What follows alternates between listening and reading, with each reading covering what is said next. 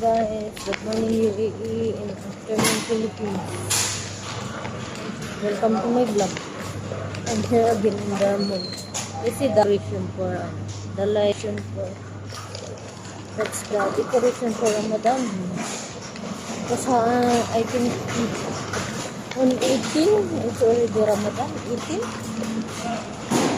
after but first Valentine's Day and then Ramadan. They have a nice decoration like anyway I need to go home right away because I'm not done what I'm doing in the house.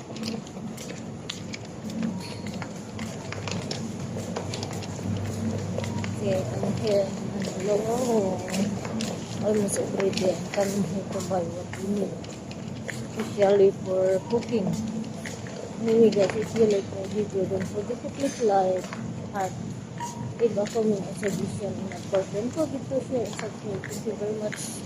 Happy good day bro. Enjoy your day. Bye.